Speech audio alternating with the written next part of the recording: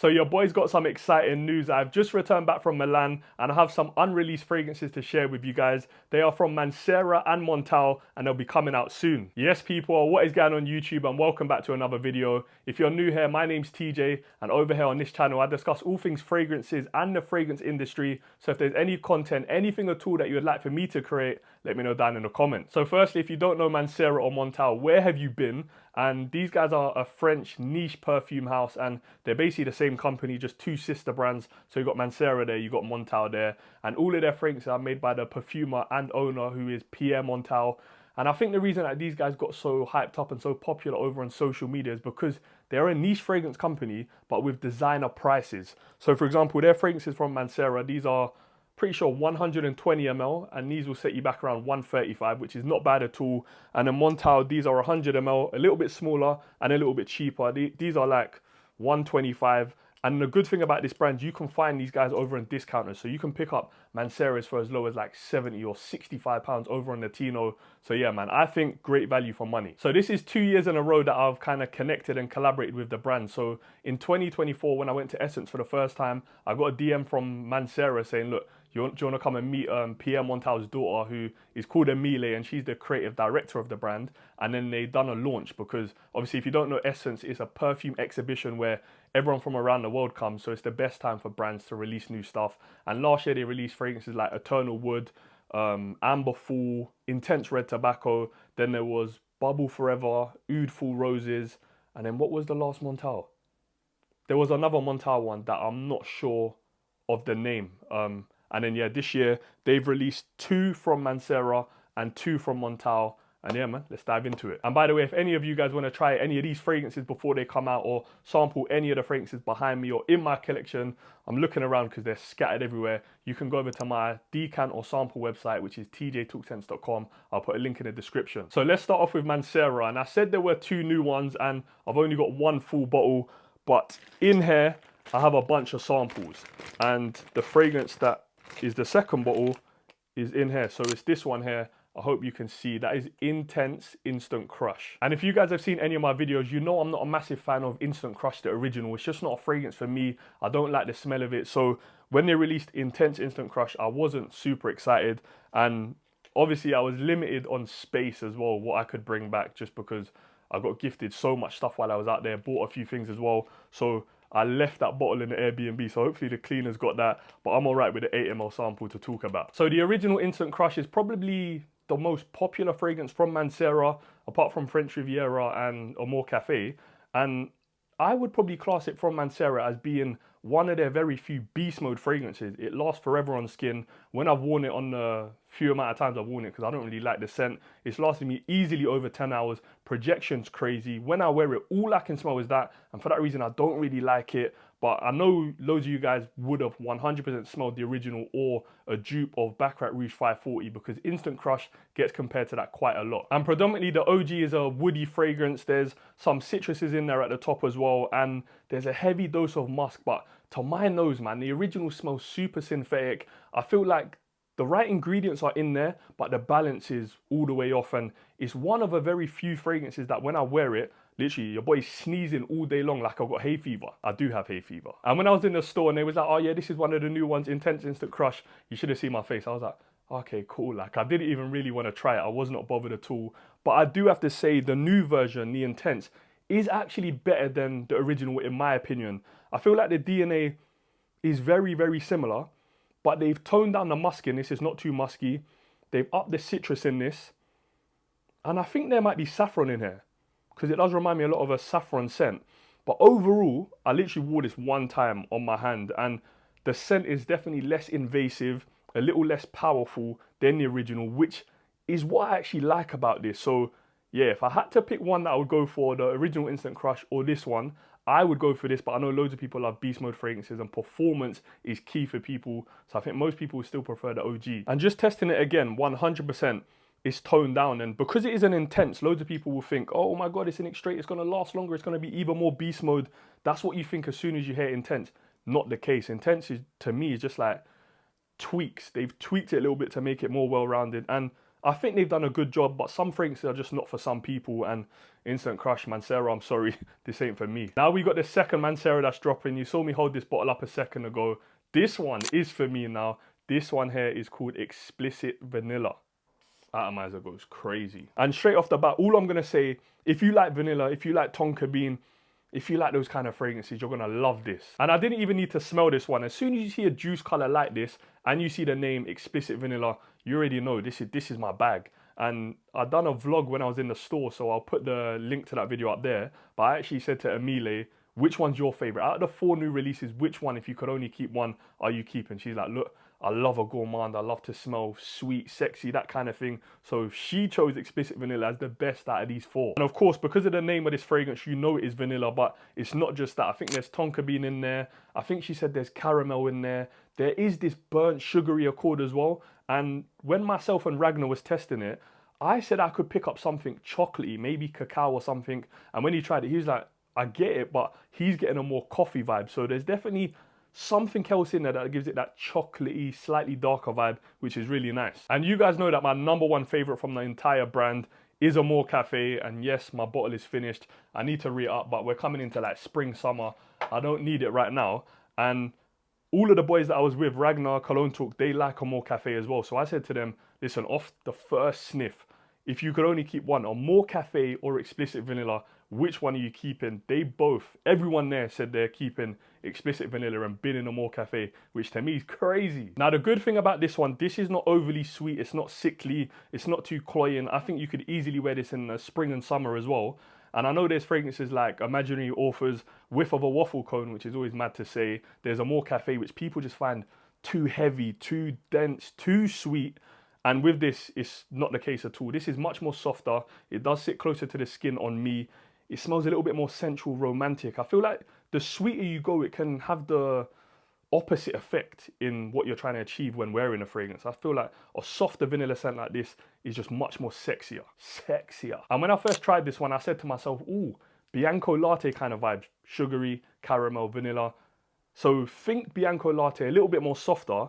And that actually got me thinking, there's one that I got sent the other day, which is right here. This is from Javoy, and this is called Fire at Will, which is vanilla, caramel, and I think some yellow florals in there with ylang ylang. I said it right this time.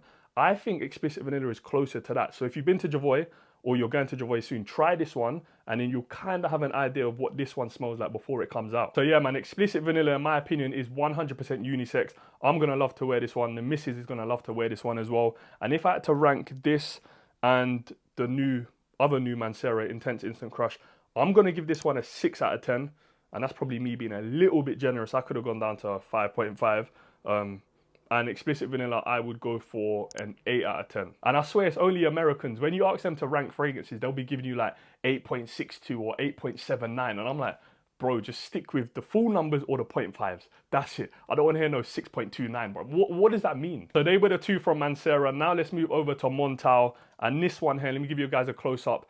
This is called Oud Sapparot. And if you've seen my Montale videos, you know I always take this off because the rattling just does my head in. And again, this one intrigued me because this is the first time they've opted for that yellow bottle and it matches the vibe, which I'll tell you about in a second. But one thing that's super interesting, they have loads of different colors in their bottles. They've got brown, they've got blue, they've got silver, they've got black, whatnot. So this is the first time they've gone for yellow. However, they will never do a green bottle. And when I spoke to Emile at the, the launch of the Harrods exclusive Rendezvous at Harrods, normally every single Harrods exclusive has to have green on it. Either the full green bottle or the cap has to be green or something.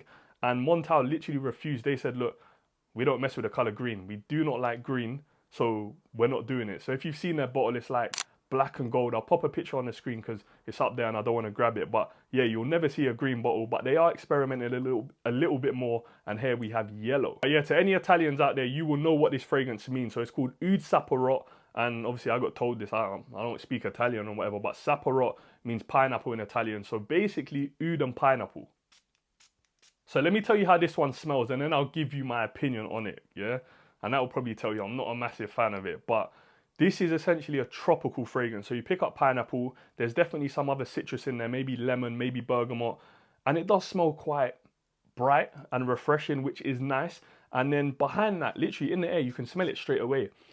There is some darkness in there. It's not a full like summer fragrance, which is obviously going to be the oud, any woods in there. But there is something. When I spray this on skin, it almost smells like, you know, burning.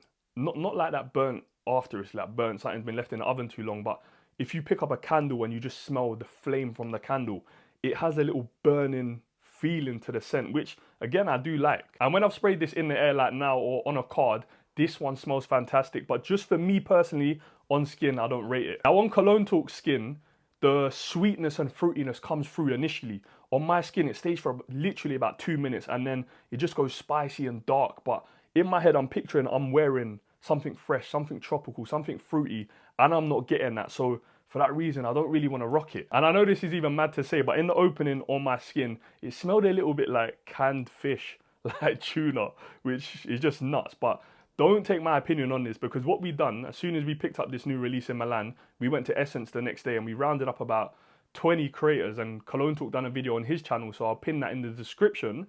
But we basically done a blind test. We didn't tell them what it is. We just said, describe what you get from it and what would you rate this one out of 10. And I think I literally gave it the lowest ranking. I give it a 6 out of 10. Every other person, literally 20 other people, the lowest that they rated Oud Sapparot was an 8 out of 10. And obviously that says more about the fragrance than what I'm saying about it. And Oud if you don't follow him, go and check him out. But I feel like he described the fragrance perfectly. He said it reminds him of a dark pina colada because there is pineapple and coconut in there. And I think that was the perfect kind of way to describe it. And God of Fire got loads of hype for being a tropical fragrance that I'm pretty sure does have oud in it, even though you don't pick up all that much. So honestly, I think when this one releases, this could get some crazy hype. And loads of people might actually end up copying it and speaking about it. If everyone's rating it 8 out of 10, 9 out of 10, 9.5, then this one could go crazy. But yeah, we'll see when it comes out. And I haven't given this one a full road test on my skin just because I'm not messing with it too heavy. But Cologne Talk was wearing it while I was out in Milan and it got him easily like 8 hours. Projection was good. We actually went bowling and he was rocking this and I could smell it throughout the whole evening. So performance, even though I haven't rocked it, I can tell you it's solid. So let me know down in the comments if you think when this one drops, will you be picking up, yes or no? Now last but not least, and in my opinion, probably the best out of the 4 fragrances that I've got here, this one is called Arabian Rose Leather. Again, whoa. Save that though, still beautiful. And in store straight away, when we all saw the name Arabians, we thought this was a flanker to the popular and probably their bestseller Arabians Tonka. But I'll start off by saying this is not an extrait, it's not a flanker, this just does its own thing. And if you haven't tried Arabians Tonka, this one is really sugary, it's really sweet, it's a rose and oud fragrance, a touch of musk in the base, and this one is not similar at all. And I know anyone can wear anything, but literally off the bat of smelling this, I said to myself, oh, this one smells older. It definitely smells a little bit mature as well. But again, who knows? Someone who's 12 or 13 might try this and be like, hey, this is the best fragrance of all time. Give it a little spray.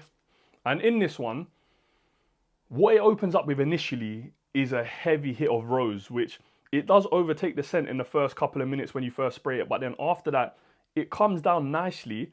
And there's something about the fragrances that Montale makes. Whenever there's oud in it, nothing really leans super animalic or pungent smelling. Even Arabian's Tonka, like that one's like more catered to like Middle Eastern kind of vibes, and that oud is perfectly fine in that. You might not even notice it.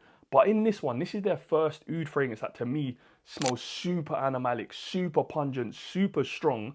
And I'm not a massive fan of that, but luckily it doesn't stay around for all that long, so I'm happy. And even though I said the oud doesn't stay around for long, don't get it twisted. This one is a really strong, dominating, powerful fragrance, but it's good because the way they've done it and the balance in this scent is nice. You get the rose, then you get the oud that's animalic, dries down nicely, you pick up some spices, and then I just feel like one thing that just tied in perfectly together to combine everything is the leather. The leather accord that they've got in this is really nice. It's like almost that smoky leather, not the sweet or kind of resinous one. It's proper smoky. And for me, when you add a leather accord to anything, whether it's a vanilla fragrance or it's a rose fragrance or it's a patchouli fragrance, it just adds that sense of mystery. It gives a fragrance that little bit of an edge, and it definitely, without a doubt, makes it a little more sexier.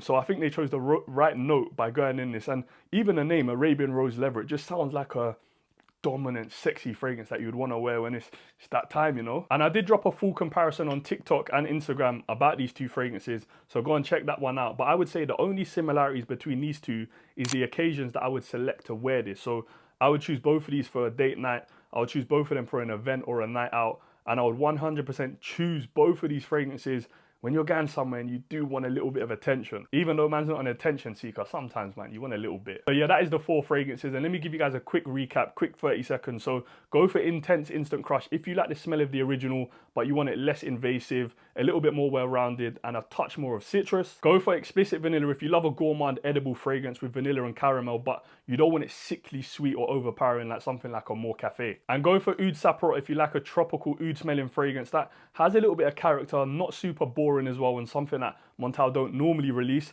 And then simply put, just go for Arabian Rose Leather if you want to be him or her. But as of right now, these should be available in the Milan boutique first. Because when we saw her, she said it's coming out in 2 weeks, so it lines up around now. So if you're in Milan, you live there, or you're visiting there, go to the store, you can purchase these. And then I said, look, when are they going to be in Harrods? Because normally it's pretty good. They said it should come into Harrods in April. Could be a little bit earlier, could be a little bit later, but make sure you're following on TikTok and Instagram. I will give you guys the low as soon as they're available. And let me know what you guys think of these new releases. How do they sound? Which one sounds the best? Out of all 4, which one do you think you'll end up copying, if any? And yeah, man, that is the end of the video. Thank you guys for watching. Thank you for all the love and support you guys are giving me on all platforms. It's crazy right now, but I'll catch you in the next video. Love for the love.